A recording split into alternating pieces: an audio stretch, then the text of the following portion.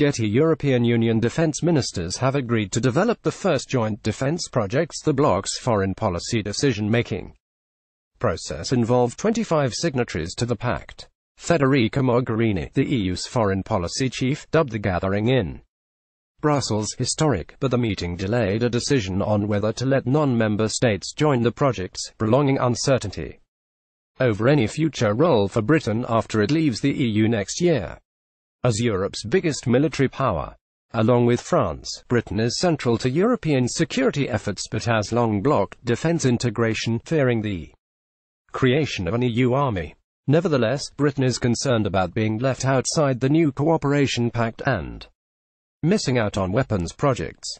Prime Minister Theresa May wants to reach a security treaty with the EU by 2019, defense ministers from the pact's signatory states, which comprise all but 3 of the current EU members, signed off in Brussels on 17 collaborative projects.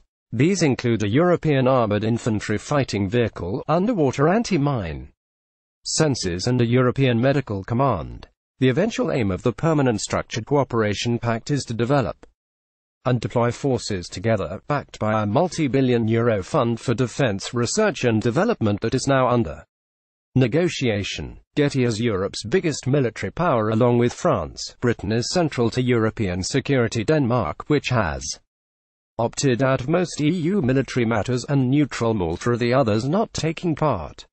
Its strongest backers, France, Germany, Italy and Spain, hope that by achieving a long-held ambition to develop national defenses together, the EU will save money by putting an end to competing national industries. Spanish Defense Minister Maria Dolores de Cospedal played down some U.S. concerns that Europe might overlap with what the transatlantic alliance is doing. She said, "There is no suggestion of duplication with NATO." Getty Britain is concerned about being left outside the new cooperation pact, but in some areas, the Europeans do seek strategic autonomy from the United States to be able to face threats on Europe's borders in North Africa and the Sahel.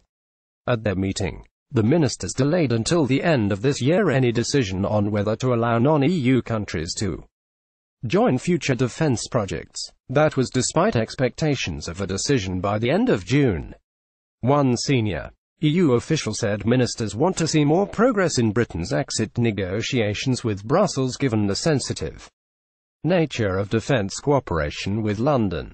In an EU document approved by ministers, any outside involvement in the pact will be of an exceptional nature, and only if a country meets certain conditions, such as bringing sufficient financing and technical know-how.